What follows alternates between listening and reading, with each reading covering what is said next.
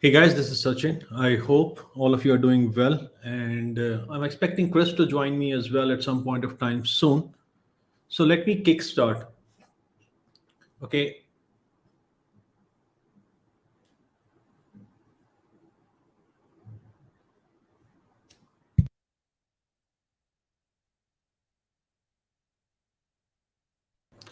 Sorry guys, I was just managing the echo in the meantime. So guys, the discussion for today is very focused, and the idea is like in the recent discussion with Meet Kevin, the director of.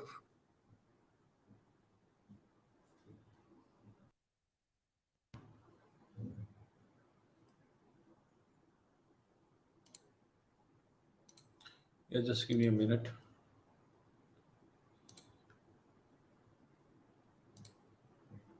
Hey, sorry for the disturbance, guys. Um, so yeah, in the recent discussion with Meet Kevin, the director of research from ARK Invest has given a reasoning that why they have sold their position in Palantir, and I have posted some of my comments earlier on why probably ARK Invest is selling. So let me take those things one by one. Just to set the frame, let me take you through some of the discussion point, and that will help you to understand. See, one of the thing which I think people who are building thesis of Palantir is not covering, whether it's media or whether I see this in journal in the analyst community, is that why people use Palantir. And one of the reason is, I think, if this is one of the slide that was not discussed and kind of missed it, that the reason for using Palantir most of time is that companies have already fatigued using the mix of lot of softwares and working on small problems for very long time, and the focus at the end of the day is that why can't we get something working and we focus on our business. So when it really needs to get things going and they don't have time, and the criticality is of high priority, this is why people go to Palantir. That means complex problem to be solved in literally no time. And this is why, and I'm really surprised that during the whole thesis of ARK Invest, they actually have never discussed about it, though they were discussing about it last year when Kathy was saying that we think Palantir is 5 years ahead of everything. And then suddenly in 6 months, they think it's kind of commoditized. So I'll reflect on that. But here's just another example they have discussed how Palantir has worked in situations where the time was of essence. And like I've said several times, that Palantir key value is time to value. Okay. And one other thing, like going back, and several comments have been made by media on Palantir SPAC investment, Palantir government business. So let me reflect on that as well. Okay, just give me a minute. Okay, hey, this is one of the slide that Alex shared during the conference call. And this is what, if you see the slide up here, it is pretty much telling that they have not yet tapped a lot of TAM in Foundry and Apollo. While they are looking in the government point of view, at least they are in the right sector. Now it is more to expand horizontally. That means you already have a solution that government needs. You have a full range of solutions. You still need to expand some more solutions in that sector. But overall, they are doing pretty okay in terms of the range of solutions that government needs. Okay, so that means government is mature in terms of what they are going to ask in terms of data and digital solution. But when we are looking in terms of commercial, which is more Foundry and Apollo, and guys, Apollo is not only commercial. Apollo is both commercial and government. That means government will still be expanding more in the edge technologies and edge domain, and that has yet to come. So there is still a lot to achieve for Palantir in this domain, and there lies the challenges that I discussed during my weakness and strength section as well. Okay, just let me take these are some of the examples of some of the products. I mean, they have worked. I think one of the key slide for me is this one, and this slide says that what their clients are doing. Their clients are building platform over which they can literally build the whole systems. Like for example, I have discussed the value of Skyward. In future we had know that how much VISO is important, and we have seen. Let me just uh, see if I can open. I just have to be sure I don't open something confidential. Okay, So, for example, like Viso and Palantir published this paper that why and how they are helping in terms of EV infrastructure. And if you start focusing on this with some of these SPAC companies, Palantir is working. The word operating system, the word platform is coming again and again. So they are not just providing a solution; they are providing a whole infrastructure. And this is what Sham and Alex meant when they said in the past that we are going to build something what was similar to AWS in the past. That means they are going to give people the platform, or platform as a service in a way where people can build all range of solutions they need in a very integrated way in their system. Okay. We discussed about the overall customer growth was always a concern. I mean, see, if you like Palantir at 139 customers, they are now at 237. I mean, it's people can argue that why. I mean, other peers may have 5,000, 6,000 customers. But guys, I mean, it's not about getting customers, it's getting revenue out of customers, that how much revenue you can get out of it. And that's pretty much. So in terms of going to larger base of customer, Palantir has a quite significant place to go. This was the commercial momentum. I think in any way you look at it, and I will cover this in detail when I go on the SPAC part as well. And Chris is with me, I mean, to reflect on it as well, that the commercial revenue grew from 19% in the Q1 2021. And when the earnings came, everybody was saying, oh, it's not that much. But now it is 47. And people are saying, oh, it's increased that much because it has increased because of SPAC. Guys, revenue is revenue, growth is growth, cash is cash. Okay. So in terms of US commercial momentum, we have seen that the revenue has gone from 72% to 132%. And the concern raised by ARK Invest and analyst community is that the 55-56% of this revenue actually came from a SPAC, and they are not very happy about it. Guys, let me take you example back. You might have seen recently that General Motor has sold their stake in Lordstown. Why General Motor had a stake in Lordstown? It was a strategic investment. Why Ford had an investment in Rivian? It was a strategic investment. Why BP had an investment in Palantir? It was a strategic investment. So what is a strategic investment? Strategic investment is that you put your capital in a company, not only from financing gain point of view, but you put your capital there to understand that you can extract value out of this company that can enhance your core business and your core revenue or your core offering. That is what the strategic investment look like. So Palantir SPAC investments are strategic in nature, and I'll cover that in more detail. So companies do all kind of investment, and a lot of these companies prefer to do venture capital investment. Okay, and why they do venture capital investment? If you go and try to look for Schlumberger venture investments or Chevron corporate venture investments, because they go to these small companies, they use these companies to build a product, and these companies already have global footprint, so they can immediately scale these products globally and can generate value for that. Palantir doesn't have that kind of global network. Palantir has to ensure that it builds in industries and it builds in solution that grows along with its network also. Another thing which I discussed in past as well, and let me just take you guys again through this. The question is why we are going to these investments. So if you see this plot is actually covering companies in a cohort of 5 years. And it is telling that the companies that started in 1990 to 1994 in the 5-year group, how long it took them to literally create a value of nearly 3 trillion. And as you would see that this curve has a very specific pattern. That means companies that started in 95, 99, they took slightly lesser. And then as we are moving in the closer window, we are seeing companies are creating more and more value faster and faster. What does it mean? It means that the venture capital and the people's trust in technology has grown. That makes capital easy. That makes network easy. The infrastructure is in place in terms of internet, cloud, and everything. So companies are scaling much faster. Now think about it, that if there are 20 companies that are in this, that means the companies that will start now, they will even do it faster. So where do you want to be? If you don't reach this company in the starting, in 3 years, it's already the giant in its industry, which is not yet mainstream.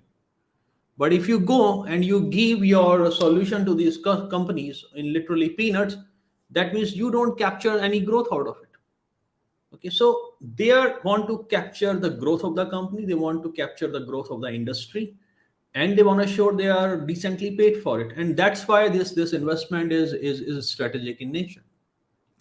Just bear with me for a minute, okay? I just want to show you one more slide, and this is what I discussed in past as well. And give me a minute, let me just show that I get all the right.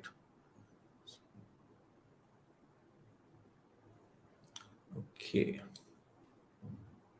sometimes I just lose the deck in the meantime. Okay, let me just keep on continuing on this part.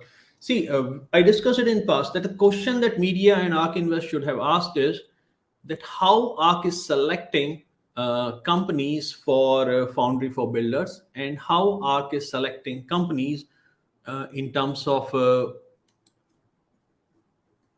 going for spec. And if you see the companies they have gone for a spec, you can clearly see that these are the kind of companies where which are starting in a new industry at this particular point. So for example, if you take the case of Viso, I mean, EV is just emerging. EV OS is pretty much the first company that is planning to offer this kind of solution in a commercial space. So the question is why they pick catalyst.di for foundry for builders, not for a spec investment in general. The answer for that is very simple, because they are trying to go for a company which is quite naive in the starting phase, but they're trying to solve a problem in a very mature industry. And that is what the big difference between these different kind of companies that actually exist as of today. Okay, just give me a minute, guys. I'm opening a deck. Okay, and let me share this deck. Chris, you want to reflect to my comments so far? You want to mute, Chris? Sure. Yeah. Sorry about that. I was. Am I coming okay? Like clear, in terms of like volume and Yep. everything. Yep. So I was okay. Yeah, because I was testing my mic, making sure everything was coming across okay. So yeah, basically, I pretty Everything much is agree with okay. everything you're saying. Yeah, I'm pretty much in agreement with what you've stated so far. I think right now Palantir is more concerned with trying to get as many larger companies, well, not just larger, but companies that will build software around an industry rather than build it for themselves, right? So an example that I would give is something like Skywise, where you're not only building something that you're personally going to use, but you're going to use it in your specific industry and kind of revolutionize that industry. So and that's kind of one of the points that I wanted to make when I talk to people, that yeah, Palantir doesn't necessarily have a huge standing sales force, but that's because they landed someone like someone like Airbus, who does have a sales force for software. Once you partner with them, you create a product and then they end up going out marketing the product, in which case you're pretty much supporting it. And it's the same thing with a lot of other industries where you do joint venture partnerships with them, so that they do the sales and the marketing, because they have the customer facing relationships and the client relationships. I think they hit a point where that wasn't enough. That wasn't enough growth. And also, you also carry the risk of your partner not exactly doing very much in terms of developing other customers, right? So you have a ton of counterparty risk. So imagine right now, me and you, we partner. You have all these industry contacts within your industry. I provide you the software. We work on it. We customize it for your industry, and you do a bad job in selling it, or your leadership changes, or you go in a different way.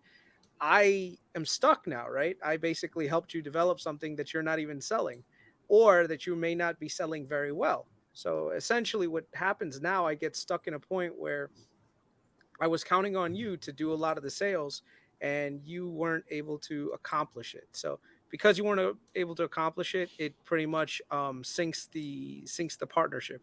And I think that's what happened to some of the other partners that they had a little while ago that I was reading on. One of the major ones that I know that they definitely took a huge bath on was with Credit Suisse.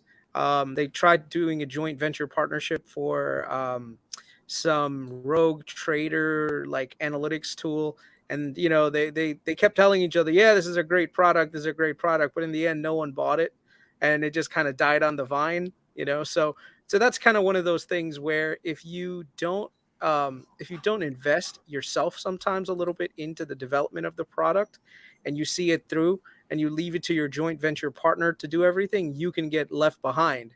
And ultimately the value of your software diminishes, and also you take a credibility hit too. So I guess that's the way that I would put it, for that. But go ahead, Sachin, if you got more. Hey, thanks, Chris. So, guys, let me explain a bit like why I think that these investments are strategic. And like I said, whenever you are going into market to design what kind of strategy you have. In case of Palantir, what they were looking the kind of maturity industries has and the kind of digital expenditure industries have. Towards the center, both are high. So what happens is that if you are in the central part, that means this is one kind of industry, and right opposite this is another kind of industry that exists. The question for you is always is that where you start with. What Palantir did was that Palantir started with here, which is the most mature and large industries with significant digital expenditure, and they can unlock a lot of value. What is on the opposite side? Opposite side in the industry, which I just mentioned in the study of deal shift I was showing, is that these are the frontier industries that yet to go mainstream. But these industries are growing much faster. Guys, if you look Exxon is far older than Google. What is the valuation of Google then compared to Exxon as of today? So you have to make a point that some of these companies which are minuscule in terms of revenue and valuation, they are going to be the giants of tomorrow. So you have to make move when it is most suited for you. Palantir started from this part of the companies mature, and if you see the kind of the clientele they have, like CIA, Rio Tinto, BP. So they started, and everybody thought that they will start in a way like they started with CIA before they went to Rio Tinto and BP in a way, and then everybody thought that they are going into the concentric circle approach that Peter Thiel has very well described during the 0 to 1, and everybody thought that the market is going to increase in this particular way. However, what we saw was very different in terms of how companies are going. In the starting, they did acquire some customers here. That means industries who were mature but slightly less digital expenditure budget. And it was looking that they are following the concentric circle model in a traditional way. But then what happened is they started doing SPAC investments here. Now you see, like I mentioned in the early part, this is diametrically opposite to this.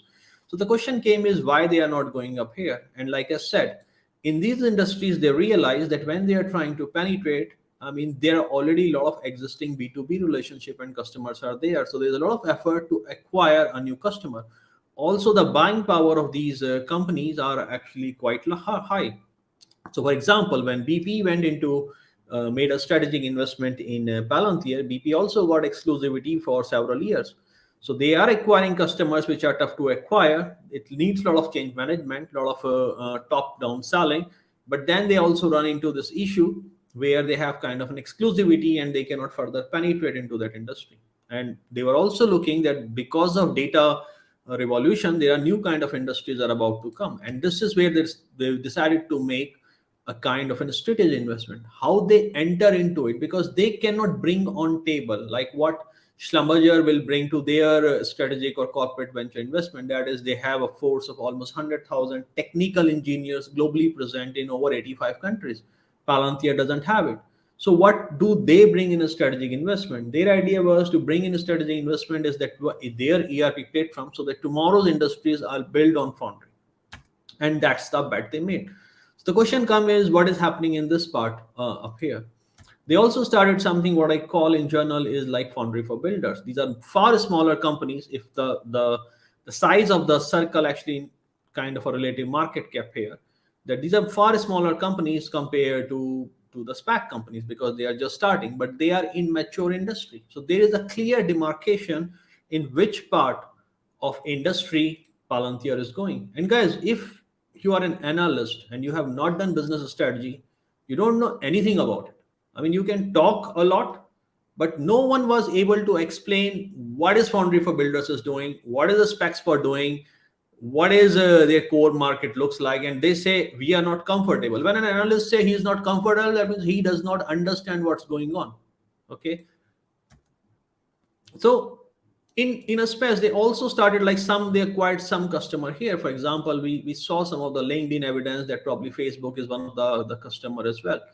So what is happening in general is that they are expanding in this form, but there is still a very large market that is left in between, and this is where the biggest threat and biggest risk for Palantir is still to be tackled in there. And they also started some modular product which are in infancy and creating some new concentric kind of a center which can kindly grow in terms of foundry, carbon module foundry for crypto. But overall, I mean, this is what their strategy look like. So if you do not understand this and you say that SPAC investments are contributing to the revenue and they are not comfortable for it, guys, this is not a right way to look the situation. And let me explain this via one more slide, uh, why it is like this. Just bear with me, guys. Okay, see, you remember this one I showed you, that this is the kind of a value these companies are actually creating, and they are creating much faster. Okay, and if you see the value, like this is the same thing, but now the values are staggered. That means how much value of these companies collectively created in terms of cohort. That means if we are looking 2021, what is the value added by 1990-94 cohort? What is the value added by 95-99? That means one thing is how far they took the value, but if you see, if you club them in a 10-year bracket, you will see in the year of 2021, the companies that started between 2010 to 21, they actually created almost the same value as any of these cohorts. So neglecting and moving entirely in the concentric circle to wait and to reach there, yeah, I mean, you would lose a lot of things. Most important, I think this is what disappointed me the most is that uh, this is the report that ARK published. So first thing is ARK completely misquoted their SPAC strategy. I mean, people do strategic investment to create business opportunities for themselves. What do you create business opportunity for? New clients, for new revenue, and that is exactly, so their strategic investments were delivering value for them in the first year. That is 55 to 56% of the total commercial revenue they have created in 2020. Now guys, ask this question to yourself. Palantir had 19% commercial growth before they started the SPAC thing, okay, in the US. Now ask this question: if there is no SPAC and Palantir come and report and they say that they have gained 80% growth in commercial revenue, a lot of people will say it is very good because they started from 19%. Now we are looking at 132%, and this is not what people expected. So people say they are not comfortable. Guys, you are getting revenue out of legit way and you are not comfortable with it. I mean, there's something wrong how you look at these things. Now, in Yeah, this it's particular report, sorry to interrupt, Sachin, but it's not only yeah, please Palantir go that ahead. does stuff like that. Yeah, it's not only Palantir that does this, Everyone. right? Everyone does it, and they do it in different ways. So right now, if you look at Amazon AWS, AWS doesn't buy into SPACs, but guess what they do? They give you free compute, right? Google Cloud gives you free compute. Snowflake gives you free compute to run their platform for a certain period of time. It's not that it's not costing them money, time, effort, energy to give those to you, but they're expensing it a completely different way, because in order to acquire that customer, you need to make an investment in that company. The difference between how Palantir is doing it versus these other companies are doing is that they're giving them a free product for a certain period of time or a certain amount of credit, right? Palantir is saying, no, we're going to give you money, right? But at the same time, we're going to get charged back for it, because we want the people to actually, well, actually, not just the people, but we want to be beneficiaries of that company's growth, right? If Amazon AWS right now gives, let's say, Wejo all this compute credit and says, look, we see you guys going to develop something in the future. Here's all this free compute. Does that mean that Amazon bought Wejo, what do you call it, through a revenue? No, they gave them an incentive to join them. So it's kind of the same thing. It's just this incentive structure is not something that normally a lot of people talk about. And the other thing is, there's other people in that SPAC partnership that are much larger companies that actually invested also, right? And We don't know the deal terms to the point. Like an example is Microsoft invested in Wejo also. Good luck finding an Apple product that Wejo's using. I'm pretty sure it's going to be on Microsoft Office, right? Same situation with GM. GM invested in another company. So it just comes down to what the other companies are getting in return from it. Airbus invested in Lilium. Right now, Lilium just got a huge order from NetJets, right?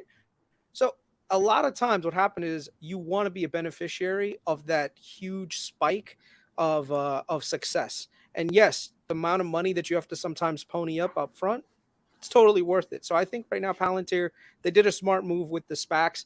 And here's the thing, not all of the SPACs are going to succeed, but the ones that do will far outweigh the total cost that Palantir gave them upfront Yeah, during their pipe.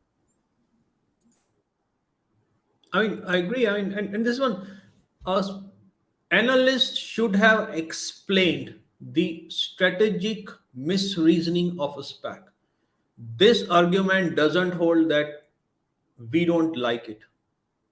Okay, guys, that is a lot of PS in my opinion. Now, this is what ARK is saying. These are not my words. ARK is saying, in their opinion, that AI, the value that AI is creating in terms of equity. Okay, this is not guys. I'm saying like the revenue per year or something. It's from 10.5 trillion to 108. Does Palantir play in the AI space in terms of enabling AI? Yes. What about blockchain? Do are they foundry for crypto? Robotics, Arcos, gene sequencing, they have Rovi and Syntropy.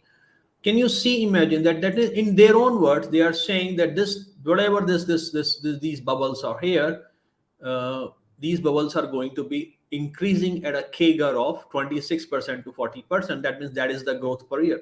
Because when we have this kind of momentum in any of the industries, even the most dumb companies make money out of that. So somebody who has one of the futuristic product, and that is not because I'm saying, Kathy Wood has said it 6 months back, that they have a technology that is 5 years ahead. What do you think will happen if the companies are growing in this way? Okay, so their idea is getting product commoditized, and other companies are coming. Yeah, it doesn't hold, guys. I mean, you need to see. That's what I said. In finance world, there is a place for smart talking, but investments are done by taking a step back and understanding that things that has been discussed, does it make sense or not. So now let me take one of the most important questions that have, and that is on the growth of the government business. And guys, this is what we saw, that in the government business, the growth has reduced from 76% to 20%, 26%. When you see this number, should you be concerned? On prima facie, you should be concerned. But then you also have to understand that what's the reasoning given by this number, and what's the guidance given by Alex on the call. Alex said one portion on the lumpiness. That means they said that large contracts take a long time. We all knew that the federal budget was delayed also. And he also said that under no circumstance that there should be, this should flat out here if there is no new thing is coming. Okay, that's fine. So what is government macro will look like? Government is, I mean, you have seen what is going in Russia and Ukraine.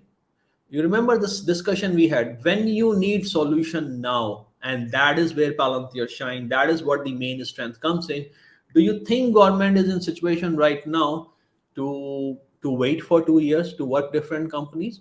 And don't take my word on this. Okay, let me show you what government is doing. And guys, you need to also be very clear on this part. Palantir force changes in how government procure something, and how well guarded the defense sector in US.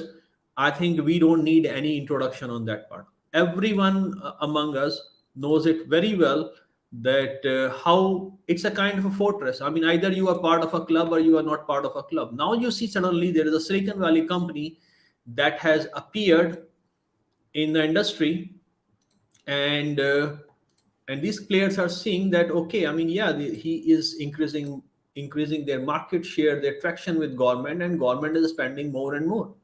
So what these companies are doing, they are trying to build in terms of solution for themselves. And look here, Raytheon and Palantir each won 8.5 million contracts to design ground station prototypes. So Palantir is up against Raytheon.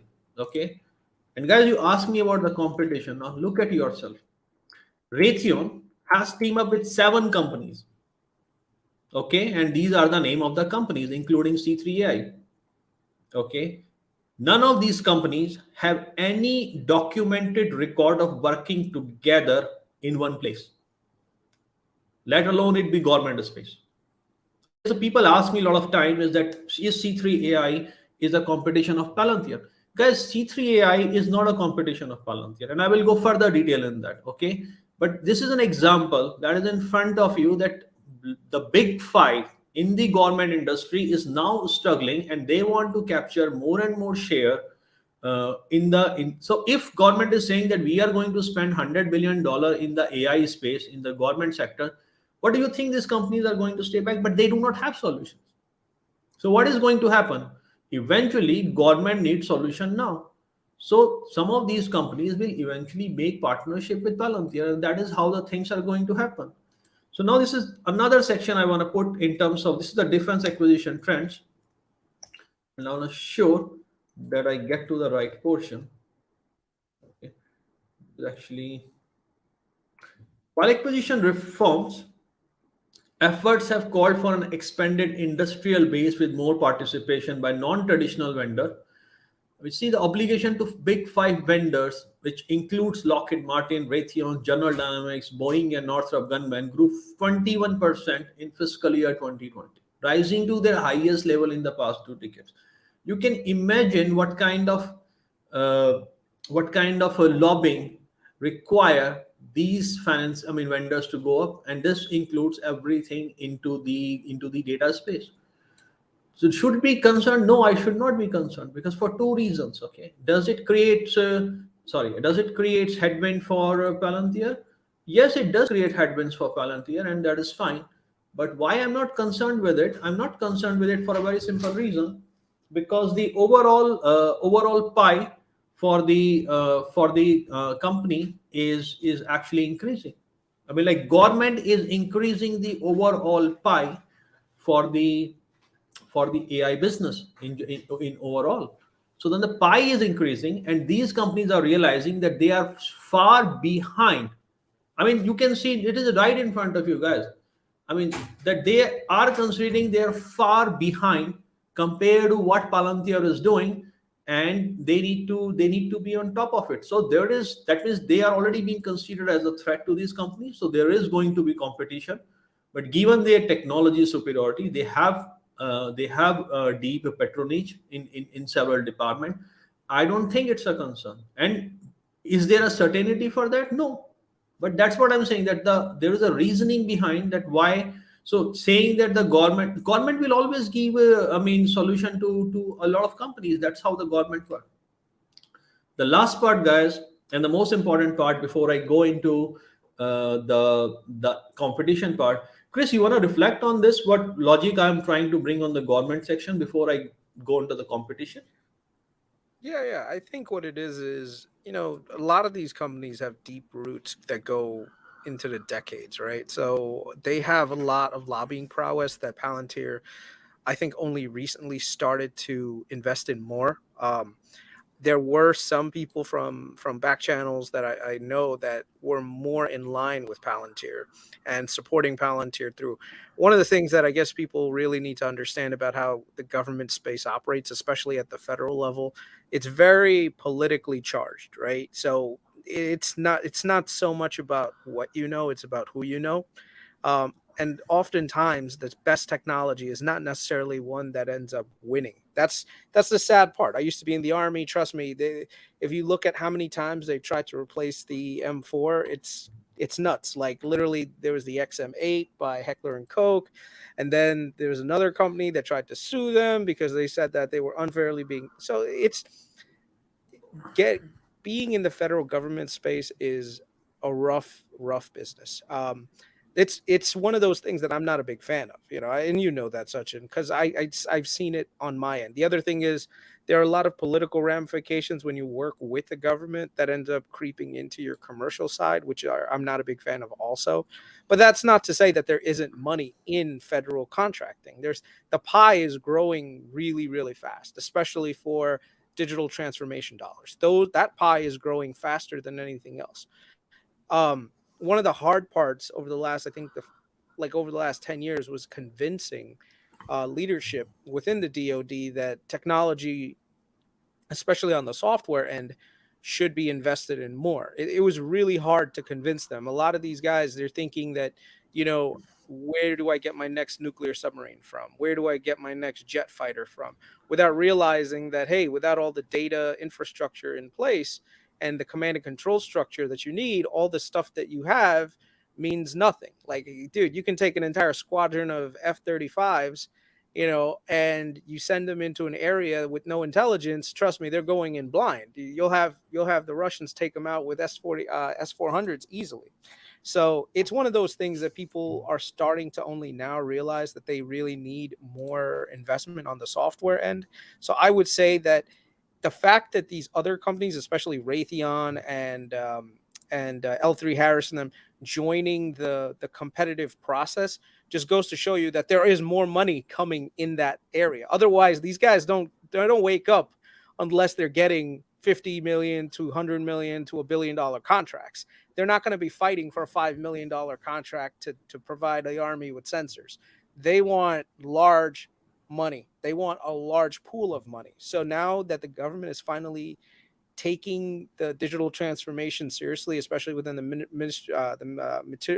military industrial complex, they're coming on. So hopefully Palantir is smart about it. They understand what the how do I say this? What the needs of the Army are, and they're able to navigate that political Exactly. land, that political what do you call it, minefield, and they're able to get some really big contracts. I think that's one of the reasons why Peter Thiel right now is supporting so many politicians for the midterms. One of the things that you'll realize is having some powerful allies on the Hill helps tremendously get legislation passed that benefits certain companies. And that's the way that government contracting works, right? Where there are parts of laws that are introduced in there that say, oh, the Army shall spend this much money on software, the Navy shall spend this much on software. Now, the way that they can structure it is they will spend money on software, but the company that they work with has to have A, B, and C. And guess what? If it's a company like Palantir, then Palantir will more likely get the contract. If it's something that's like Northrop Grumman will get the contract. So that's where I think there has to be political backing from the Hill. And I think right now that's hopefully one of the things that that end up happening after the midterms, where there's more political willpower that's on Palantir's side. I know personally from my research that Palantir has definitely stepped up their lobbying efforts in DC, and hopefully that pays dividends in the future. Hey, thanks, Chris. I think that is very helpful, guys. I'm taking this question for now because it is relevant in this context. Guys, ask yourself this question: that who knows how government and defense is going to buy? Someone who has worked with CIA, NSA, defense, and who has put forward deployment engineer in front position, or an analyst was not even able to understand what a big data ERP system look like. And I will go extremely detail on that part, because what ARK has done in this particular case, I will explain that why it's a major mistake. Okay, so let me take a minute on that part. The second thing is, I stand with Karp on this one. Okay, I do expect, given the kind of a liberal government, okay, we are having, and a lot of these politicians have shown, their dislike for Palantir. They are putting their own rational or their own political motive ahead of national security at time, in my opinion. Yeah, there is going to be some challenge for it. Now, these companies, Raytheon and all these, are actually waking up to capture this market. So there is going to be some challenge on that. But at the end of the day, they do not have a solution. And that's the problem. Why SpaceX has managed to kick United Launch Alliance, who has been in the industry with government for almost like 8 decades now? Because they just cannot work. And do you think the US government, who is looking to work at this particular time in a very urgent basis, do they really have time? At least I believe there is a section in the US government who understand that how urgent these things are, and we do not have time for this corporate and lobbying dance. We need the best that is available. I think that is straight away. What is most beneficial for Palantir? We want more Palantir opposer and Palantir haters. And I'll tell you why. Because these guys promote how strong the software is.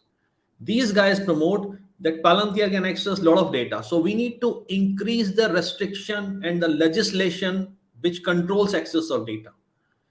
And when we increase the control and the legislation about who access to data, how data is accessed, there is only one company actually that is built to filter to pass that filter, and that is Palantir. A lot of competition will be filtered out of it. So we really want these kind of Palantir haters and opposers, because they are not realizing at this particular time that they are the best ambassador for the product at this particular time. They cannot go and ban Palantir. So what they do, let's raise the bar, let's make more barrier entries. What they are not realizing, the software is built to cross this barrier entry. So I hope I answered this question. And now let me go into this part of the competition. And guys, I cannot discuss this without revealing some of my own IPs and some of my own insights in the digital strategy, which I was not planning to do in the domain, but I don't know how else to do it. Guys, ARK Hey, Invest Sachin, I mentioned have to drop, AI, so I'll see you later. I have to drop, so I'll see you later, all right? Hey, Chris, thanks for joining, man. Yep, anytime. So a big data OS, like in ERP system, you need to build several layers. You have an infrastructure layer. You have core enterprise layer, which has all your legacy systems. You have your smart business layers, which have all the multi-channel front end. You have analytics interface. You have developer interface. You have cross-channel mechanism. You have to manage the customer journey management and orchestration. You have to manage business component and services, microservices, cybersecurity, DevOps, CI/CD, API management, security, site reliability. There are tons of things you need to manage. Okay, now let us take what Palantir does, and then we will go in detail like who does what. See, Palantir provides, we know in terms of analytics, it provides prescriptive, journal, predictive, self-service BI, descriptive analytics. It has a lot of operational a part of the the business apps in terms of process automation, in terms of operational systems like CRM, reporting, enabling AI. It has whole data access layer in terms of data ontology that allows the metadata management, ABI web services, data governance, quality and access and identity, data virtualization, a ton of those things. It provides there's a lot of things that enables the speeding in terms of batch processing, but the way the unstructured and structured data streams are done, the way the messaging between different modules are done, the stream processing. They have a whole ingestion layer which ingests like anything that goes into ETL, sensor data, internal data, external data anonymization in a way. They have their own infrastructure, which they call Palantir Cloud. And I want to be clear that this is very different from what they have today and what CodeStep and I discussed. They can have an on-premise solution, which none of their competition provides. They have a whole API management, which looks for the management in terms of portal, monitoring, security, in terms of pricing and billing, the security in terms of DevOps, CI/CD, network protection, data protection, information and event project management, like threat protection, cloud security. They do it all. So let us see. I mean, like which companies you want to talk about? What does C3 AI is doing? C3 AI is doing artificial intelligence apps. What is Snowflake is doing? They are handling the data layer. Okay, they covered several components in that. What is Databricks is doing? Databricks is doing the data layer and a portion of an API management to ensure that there is a ready to use. I mean, so they have a solution which is slightly enhanced in terms of what Snowflake is doing. What is Data Robot is doing? Data Robot gives you an automated way of looking MLOps, but what they restrict you with your data pipelines. You cannot work more than one or two pipelines when you're using Data Robots. That is how you want to be your, and you still need to build models by yourself. So guys, just saying someone that this is a commoditized market. No, this is not a commoditized market. This is a market for someone who has the technology and will to succeed. So because people have not developed a solution from end to end, they are playing with these several pieces that we are seeing in the case of Raytheon, that they are realizing, and they are taking like different companies who has no clue to work on these companies together. And guys, these kind of solutions and these kind of joint ventures and services, they don't work. Raytheon is big. What is C3i? C3i is a company that has a market cap of $5 billion and less than that. Do you think they can have a similar sort of partnership of equal? C3AI is providing a piece of that puzzle, and they can be removed anytime. They are expendable in this domain. And if C3AI and all these companies fail to work in terms of like, okay, that their solutions can compete with Palantir, I think there are enough people in the government that can actually enable and check it. Okay, now you ask me a lot of time, like for example, like as we're looking data lake, yes, Palantir helps in that, but there are other companies also. There is Cloudera, there is Snowflake. I mean, there are people can build their own database. When you're looking for descriptive analytics, I mean, yes, Palantir does it, but there are other companies that you can also use. I mean, like for example, I mean, you can use Tableau, you can use Click, you can use Splunk. Same some in terms of self-service BI, there is Power BI, there is Tableau, there is Palantir. Like somebody mentioned about Altrex, same thing is we are doing general analytics. Yeah, Altrex, Data IQ in terms of data science. I mean, yeah, these things are there. So they have an overlap in a module. Same thing. I mean, if you are looking in terms of operation reporting, yeah, you can have Power BI and like a Google Apps or something like that. But Palantir is there as well. So when you are looking in terms of metadata management, artificial intelligence, virtualization, reporting, and several of these components that I have discussed, and you can listen it because I was kind of in a zone when I was speaking about it. I mean, there are a lot of things like, I mean, if you see, I mean, Oracle does several things in terms of quality management of data, access and identity management, in terms of persistence layers. There are tons of things that is going on. And there are companies, because a company does a certain of this portion that is claimed to be the competition. No, it's not, guys. The competition is defined by what you are offering and how you are offering. And this is the exact reason that when we start to discuss about like why when the COVID started, why NHS went to Palantir. I mean, everybody knows that anyone in who has lived in UK, that if you are going to attach yourself with Palantir, there is going to be a backlash. Yet they went for it because they needed to work for it. So let me stop there, guys, and so I hope and I answered your question on the government part. And now let me take the questions. Okay, we honor your confidentiality, Seattle data guy. Okay, right when she was saying she was in it for 5 years and more. So why ARK did it? So see, guys, the logic ARK has given was they should have dropped half of their portfolio if that logic works. Why they did it? See, they are under pressure. Everybody has got their under their skin. They have lost value in terms of their own set. It doesn't matter what you say. Oh, we don't care. Everybody cares. It's your take home salary. Okay, the only thing all asset managers care is total asset under management. So this is BS if somebody is saying that, yeah, I mean, we don't care about it. You are having outflows, so number of units of your ETF is going down. Remaining unit of your ETFs are down by 60%, and you say you don't care. That means you're not following the fiduciary duty for your investors. Okay, you are saying 6 months back that this is a technology that is 5 years ahead. 5 months down the line, you say, okay, we don't think so.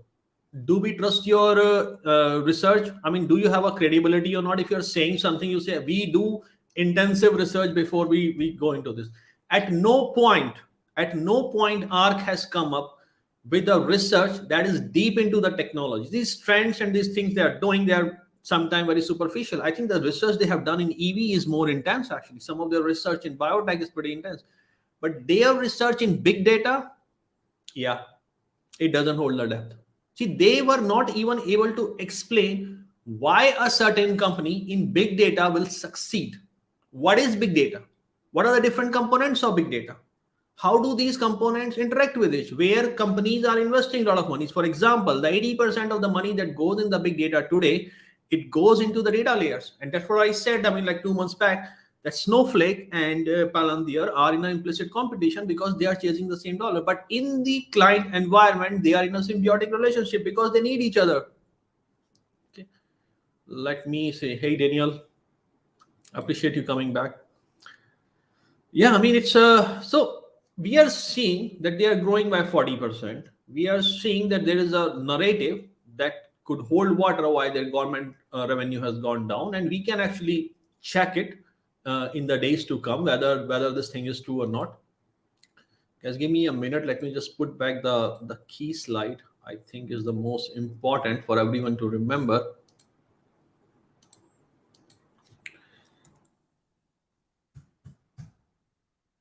Like this was saying that guys, they are literally delivering things which are way above their peers are doing.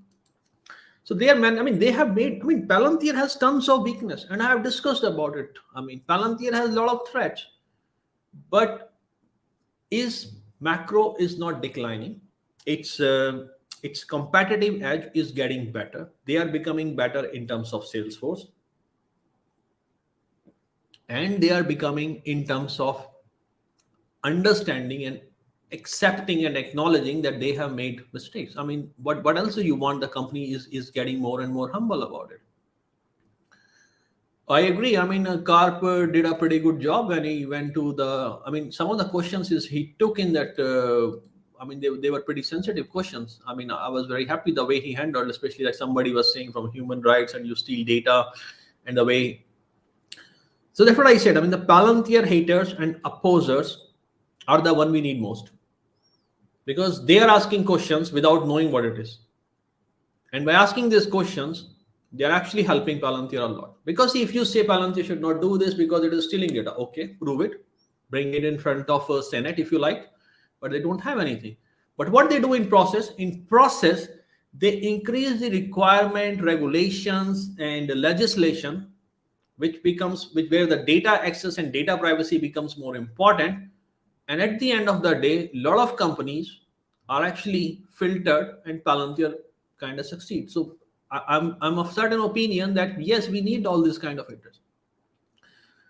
Kramer's Palantir's coming tonight. I haven't seen, guys. I mean, I will see. I mean, Kramer is when I'm looking for something comedy. So yeah, I mean, I don't know what else to. I've been following Kramer, I mean, for 20 years or something now. And yeah, don't trust the guy. As Germany goes, so will the rest of EU. I totally agree on you this one. Germany is the economic powerhouse. Okay, now UK is out of EU. I mean, of course, in this issue, you can say that UK is, but yeah, I mean, EU has to think about themselves first. And yeah, why is there no news lately? No news on what? I mean, guys, Daniel, I don't know. I mean, let me move to the next one. Splunk and Alteryx in the same market, guys. So I discussed 20 things, like why there is a Palantir works in 20 things. So does Splunk and Alteryx in the same? No. I mean, in a portion when you're looking for descriptive analytics and some sort of some other functionalities with that, yes, Splunk is there. Okay, some sort of security also. When you're looking for general analytics and data, I mean, I have used Alteryx. Okay, I mean, during my career in BCG, we used to use. We had both Splunk and we had both Alteryx. So I have seen these things close. I have seen Data IQ very close. Okay, so they do a piece of work that overlaps with the one of the things or some of the things, the 100 things that Foundry does. So they are not in the same market. Yeah, guys. I mean, in terms of Palantir, I think yeah, Kathy Woods and ARK Invest has failed miserably. And guys, don't take my word on it, because I'm a person who is heavily invested in Palantir. So whatever anything I say about the company, you have to take it with the idea that I'm super biased about it company, despite how much effort I put into that. Not to say things biased and try to make things rational. But guys, you need to make this decision for yourself. That things I have said, the analysis that I have presented, does it make sense for you? If it doesn't make sense for you, I mean, you don't need to listen to me. Does Foundry have military grade cybersecurity? So, guys, I can assure you that Foundry is, I mean, Foundry standard is pretty much what is driving a standard for cybersecurity in a lot of places now. Okay, when I say Foundry, I mean Gotham here. It's not like Foundry itself has a very good cybersecurity. But guys, when we talk about cybersecurity in terms of enterprise, and it doesn't matter how good it is very different from cybersecurity in terms of for government and defense system. It's pretty good. That's all I can say. Yep, it is coded in the system. I mean, I totally agree on that. And Yep. Let me just show that I don't want to miss the comment. So just give me a minute, guys. I'm just scrolling through the comments.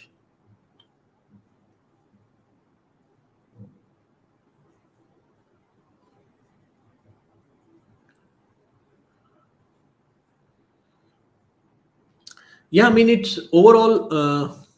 I heard ARK made an investment thesis about Palantir to begin with. See, I don't know what their investment thesis were. I mean, like they said, they see a technology that is 5 years ahead. I even don't know how they even come to that kind of statement. I mean, I invested in Palantir long before ARK has invested. I have my own thesis. So why they made such comment? I mean, I found it welcoming, and I thought that they have done some research about it, but. Yeah, I mean, I have no clue. I mean, like why they did it. EBITDA profitability in 2022. See, EBITDA, sorry, can happen. Okay, but until and unless they tone down, I mean, the gap profitability, the way we are looking, I think that is more valid, and I don't see that happening smoothly in this year. I mean, if we get a windfall of revenue, yeah, that might can happen, but. Yeah, I mean, I don't think that is happening. I think Lil Slam, I think I answered my question on C3 AI, and I'll be very honest, I'm very critical of C3 AI. The reason is that I've seen them in field. They are a company that invests a lot on sales and marketing. They have a niche product, but it's not a unique product. They can be replaced by anyone, so by anyone at any time, and this is why they spend a lot of money in sales and marketing to stay relevant in that part. So I am not even sure C3 AI will exist in industry. My understanding is because of all the weaknesses around their business models and the limit of their product, they will be actually be acquired by someone. Okay, that's my view. I could be wrong on that, but that is how I see. Okay, I agree that government business will keep on growing. I mean, there is no reason why it should not.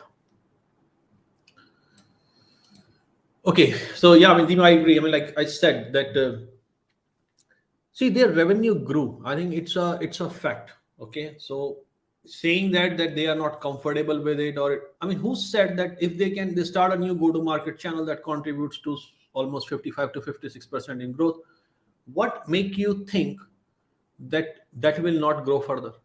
And if it is growing further, and like I discussed the logic of strategic investment in the early part of there, I mean, it's yeah, I mean, it's what's wrong in that? Okay, so guys, I mean, I'll be honest, I don't listen analysts too much. I never invest based on analyst recommendation. Okay, so yeah, I think let me just go back to the comments now. So guys, if you have any further question on this part, please feel free to drop me. The CIA is a front for Palantir. I think Dima is saying that Peter Thiel said. Okay, I think yeah, I think it's a good way to say. Man, I mean, I have an understanding of business, Dima, about it. Is it right or wrong? Only time will tell. The reason I have understanding about business, which is different from analyst, is because I was in industry. I have dealt with a lot of big projects in different part of the world. Okay, I have led a data strategy and data implementation for large organization and project. I have seen these things in hand. Whether my learning is right or wrong, I cannot claim that part. What I'm trying to say is that what view I have is why I have it from that point.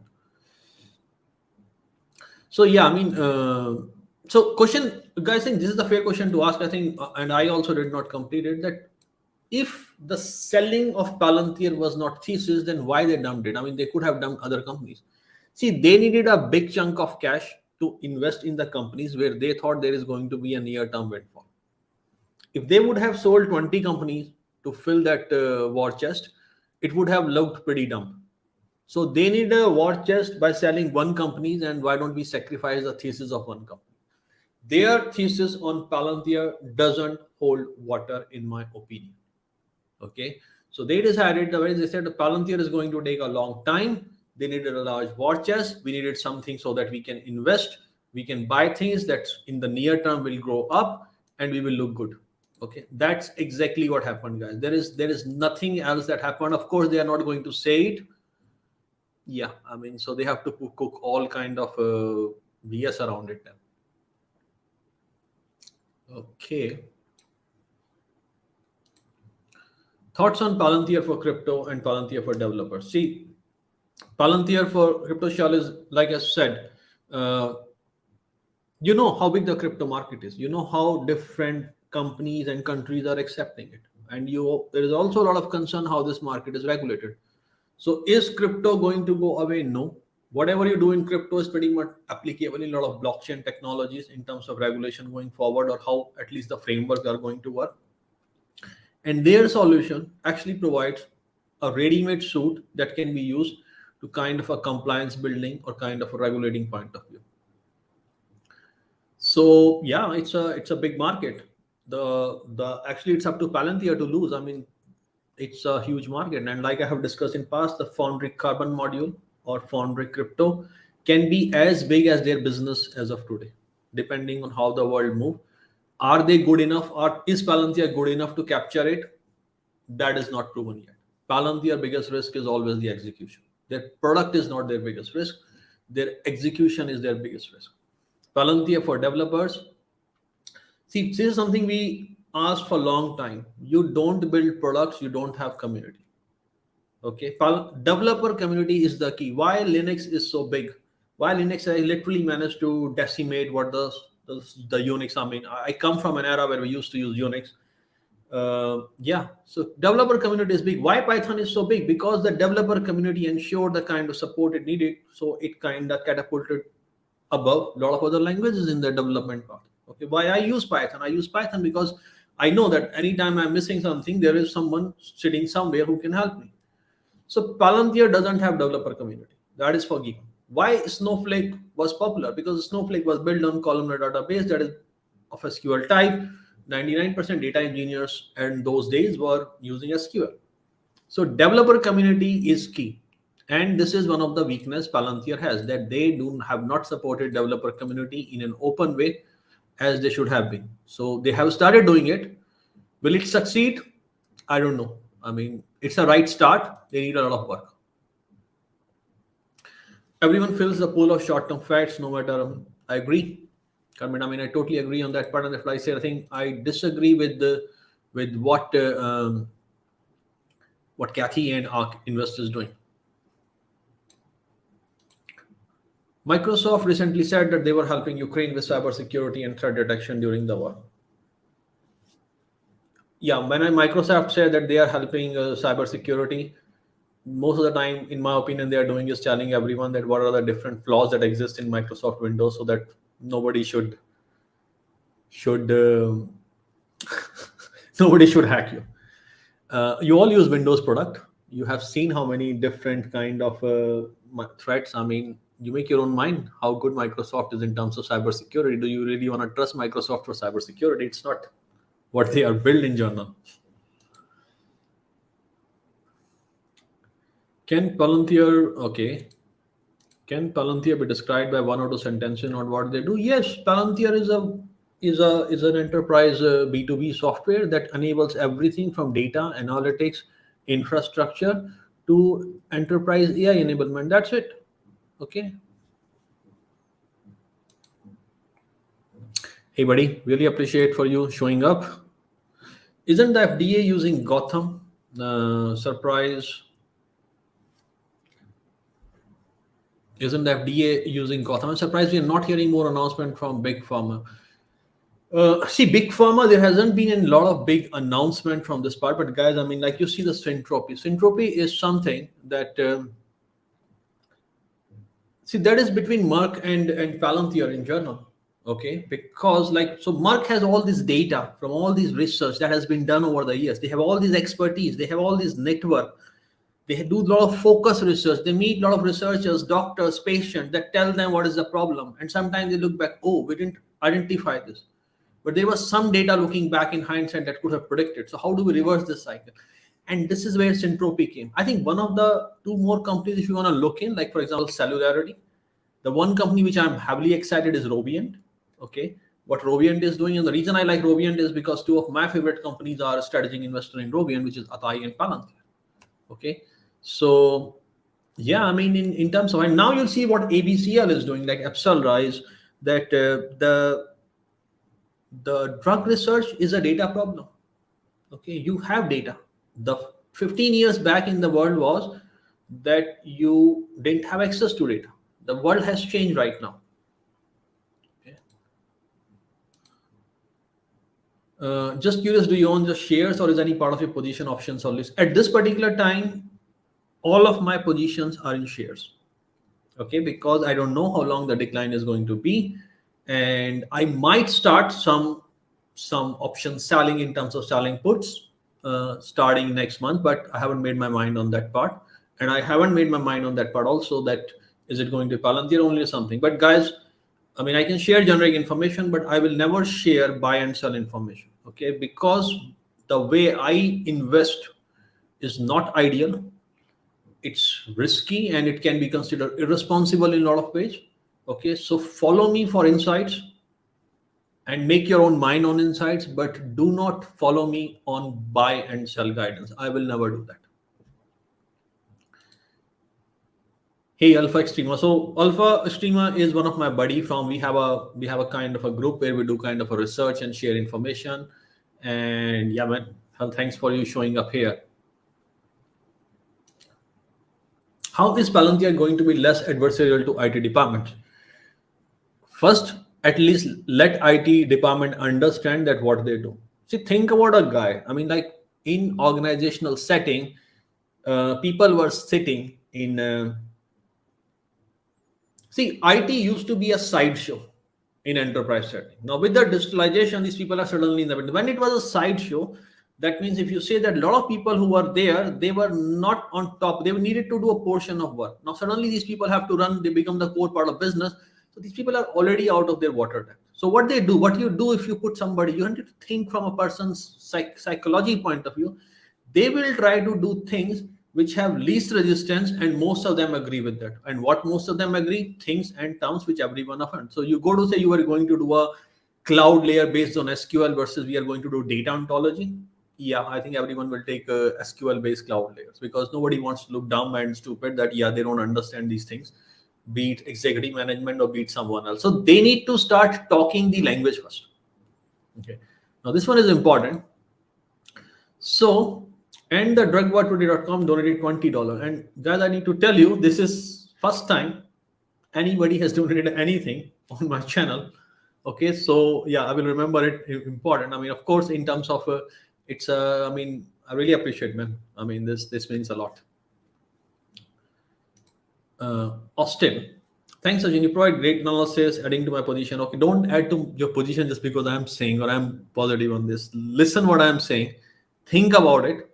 Okay, does it make sense? You may have your own understanding as well, and then make a decision about it. Because see, right now stock is in doldrums. The street is against the stock. So you need to understand, my position is against street. My position is against ARK Invest.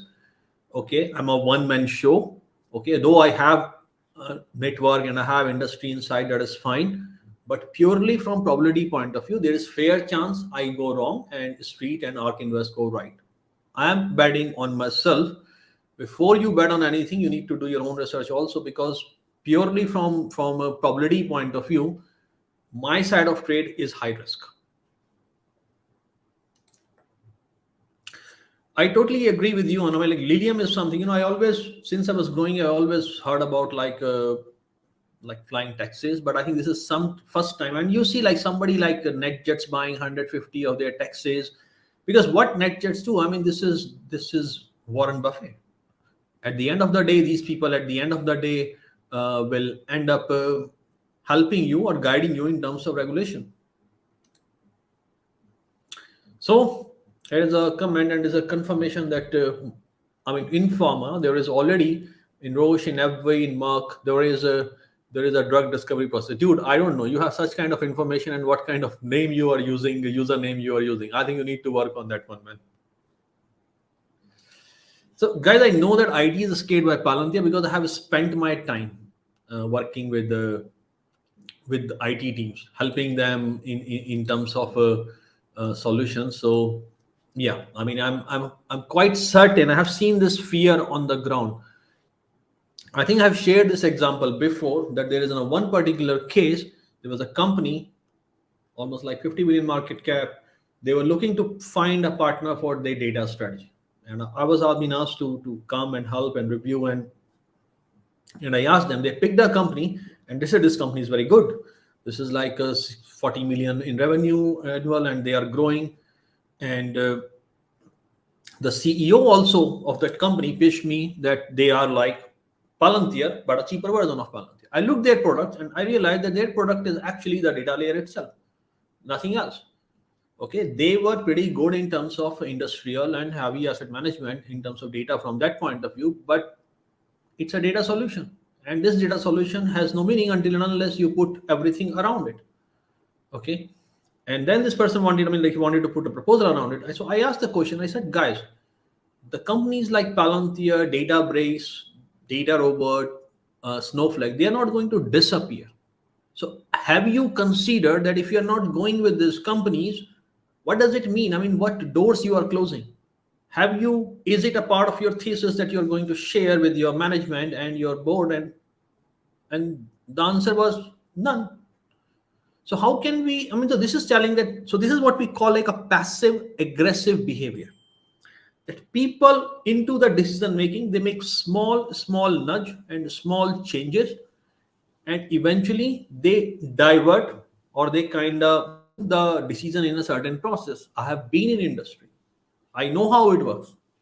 We have spent times in change management projects in very large companies with the guru of change management, which is Yves Moria. And I have seen like how this thing. So this is what they need to kind of bottleneck. Okay. I have to also warn you that in a lot of damage that already been done in this regard, it's not going to reverse. If you have made adversary in past and you hope that all the adversaries can revert back, no, it's not going to happen. Okay. Some of the damage is done is permanent. Some of the ground they have given to other companies to grow is permanent damage. What is more important is that how they ensure in their go-to-market strategy that it is not done in terms of moving forward. Hey, Nick, really appreciate, man. You guys come up. So that's why I also get excited to do these things. Do you think the Russia-Ukraine situation will boost Palantir's share price in the short term? Guys, you need to remember my camera is here, my monitor is here. Okay, so if you have seen my videos, you know how my setup look like. So if I'm not looking at camera, just sincere apologies for that. I need big monitor to have all these things in front of me. Do you think Russia-Ukraine situation will boost Palantir's share price? I don't know. See, guys, I have no clue how the share price is going to go up or not. What is more important for me is that the company has a strong macro because of it. Because if the company has a strong macro, then eventually share price will catch up. Okay, so if we are looking in terms of trade, in terms of strategies to money, I don't know. It's a right stock to do. I cannot advise on that. This is not my expertise. I missed a lot of I made a lot of mistake last year in Palantir. A lot of time I thought I was like super defensive in covered call. A lot of time I was not selling covered calls. When looking in hindsight, it looks like I made a lot of mistake. I left a lot of money on tables. I left enough money on table. People can retire with that kind of money, if I may say. Okay, so I'm not a best guy to. So think about this part is that right now stocks are down because of macro. Right now stocks are also down because of inflation fear, and inflation fear is actually going to increase because people will now see the impact of oil price on inflation. Okay, whatever we are discussing and doing in terms of inflation right now was okay, but the oil price is gonna hit now, and nothing hits inflation like oil price. So that should be a negative sentiment on, and Feds have to do at least some sort of ceremonial interest rates. Okay, so share price, I have no clue in terms of macro. I think macro has become more important and has improved, unfortunately. But this is how it is. Okay, so guys, that's all from my side. If you guys have any particular question, just post me. Okay, let me summarize what I said in few bullet points. The first thing is ARK Invest themselves said that the market is going to grow at an CAGR of 26% to 40% across different domains where Palantir is a major player. So if a market has that kind of momentum, even the dumbest company makes money. So assuming that the companies will not grow, which is as good as Palantir, that's not a right premise. ARK Invest failed to actually explain how big data infrastructure works and why different companies have certain kind of competitive position. Just by saying purely that yeah, it's going to reduce. No, I think that's not going to happen. The second thing is, in terms of spec, like I said, specs are strategic investment that is done by everyone in the industry. Okay, given what you bring on table in a strategic investment, that defines what is your instrument of strategic investment.